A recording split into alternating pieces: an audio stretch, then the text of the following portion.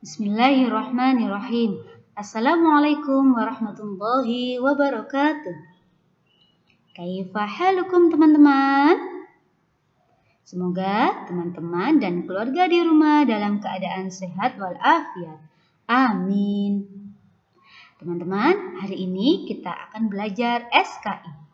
Pada pertemuan hari ini, Ustazah akan mengulang materi-materi yang sudah Ustazah sampaikan di pekan-pekan sebelumnya. Ada yang masih ingat? Pekan kemarin kita belajar materi apa? Benar, pekan kemarin kita belajar tentang materi ketabahan, keberadaan, serta visi dan misi Nabi Muhammad dan para sahabat. Hari ini Ustazah akan mengulang materi SKI mulai dari dakwah Nabi Muhammad sampai visi dan misi Nabi Muhammad dan para sahabat.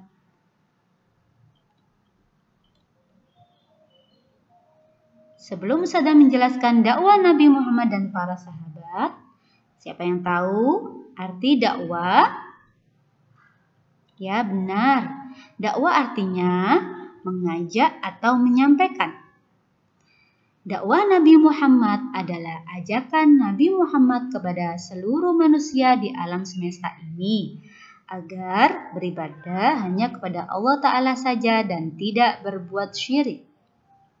Yang kedua, sifat dan akhlak Nabi Muhammad SAW. Nabi Muhammad mempunyai akhlak yang mulia sejak kecil, sebagaimana yang sudah dijelaskan di surat Al-Qalam ayat 4 yang berbunyi, sesungguhnya engkau wahai Muhammad mempunyai akhlak mulia atau budi pekerti yang luhur. Selanjutnya, Ustazah akan menjelaskan tentang perjalanan dakwah Nabi Muhammad SAW dan para sahabat. Dakwah pertama berlangsung di kota Mekah selama 13 tahun, meliputi yang pertama, masa kenabian dan kerasulan Muhammad SAW. Yang kedua, tahapan dakwah sembunyi-sembunyi selama 3 tahun. Dan yang ketiga, tahapan dakwah terang-terangan dari permulaan tahun kenabian hingga tahun 10 kenabian selama 7 tahun. Dan yang keempat, dakwah terakhir di kota Mekah dan menuju Madinah. Selanjutnya, Ustazah akan menjelaskan yang pertama, masa kenabian dan kerasulan Muhammad SAW. Allah Ta'ala menurunkan wahyu kepada Nabi Muhammad melalui malaikat Jibril pada bulan Ramadan. Pada waktu itu, Nabi Muhammad berusia 40 tahun, teman-teman. Wahyu yang pertama yang diturunkan Allah Ta'ala kepada Nabi Muhammad adalah surat Al-Alaq ayat 1-3. Dan Allah Ta'ala menurunkan wahyu lagi yang kedua kepada Nabi Muhammad, yaitu surat Al-Mudassir ayat 1-5. Yang kedua, yaitu tahapan dakwah sembunyi-sembunyi selama 3 tahun. Tahapan dakwah sembunyi-sembunyi selama 3 tahun dibagi menjadi 2, yaitu yang pertama, berdakwah kepada orang terdekat. Rasulullah mendakwahkan Islam kepada orang-orang terdekat dengan beliau. Di antaranya ada istri Nabi Muhammad yaitu Khadijah. Yang kedua, budak Nabi Muhammad Zain bin Haritsah. Yang ketiga, keponakan beliau yaitu Ali bin Abi Thalib. Serta sahabat Nabi Muhammad SAW yang paling dekat yaitu Abu Bakar As-Siddiq. Dan masih banyak lagi. Yang kedua, yaitu perintah sholat.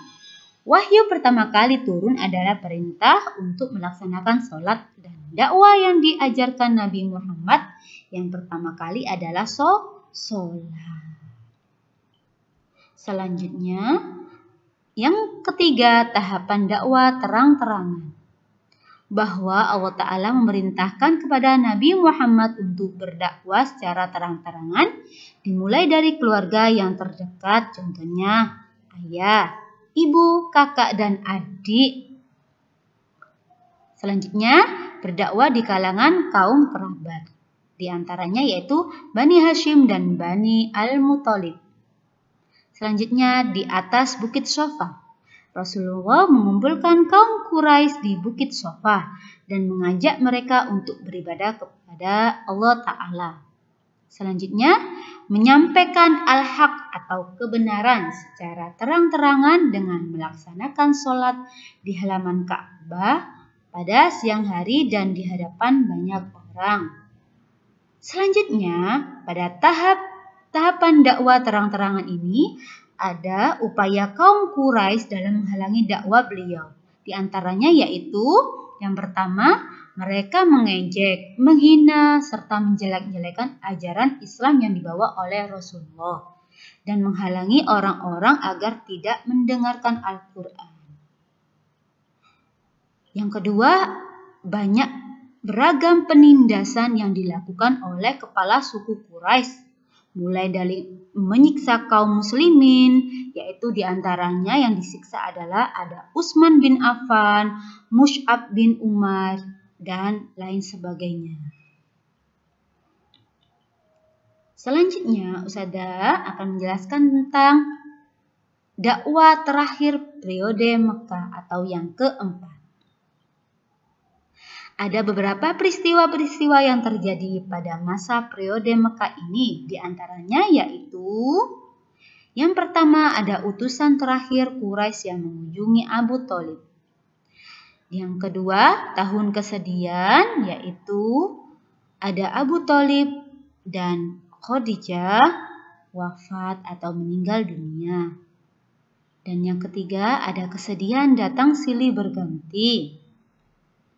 Dan yang keempat, kembali ke Mekah dari Thaif. Dan yang terakhir, orang-orang yang beriman selain penduduk Mekah. Selanjutnya, saya akan menjelaskan tentang ketabahan, keberadaan, dan visi dan misi Nabi Muhammad SAW dan para sahabat. Yang pertama, Allah Ta'ala memerintahkan Nabi Muhammad agar bersabar dan tabah dalam menghadapi semua bentuk cacian dan gangguan saat menyiarkan dakwah. Nabi Muhammad tidak lupa mengajak para sahabatnya untuk bersabar terhadap semua bentuk siksaan dan cobaan, serta menjanjikan mereka surga bila mereka bersabar. Yang kedua, ada keberadaan Nabi Muhammad sebagai penutup para nabi. Nabi Muhammad adalah nabi terakhir. Tidak ada nabi dan rasul setelah beliau. Sebagai rasul terakhir, Nabi Muhammad berkedudukan sebagai saksi, membawa berita gembira dan peringatan terakhir, ya artinya siapapun manusia jika menerima dakwah beliau, maka akan selamat dan memperoleh kebaikan dunia dan akhirat.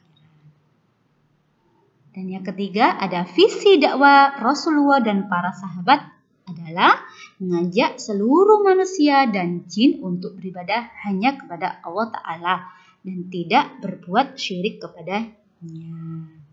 Yang terakhir, visi yang diinginkan dengan dakwah Nabi Muhammad dan para sahabat adalah agar manusia menjadi bebas dan lepas dari kegelapan, teman-teman.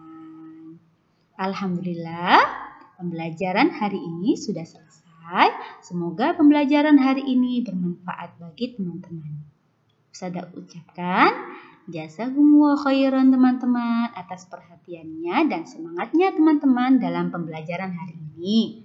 Ustadzah akhiri, wassalamualaikum warahmatullahi wabarakatuh.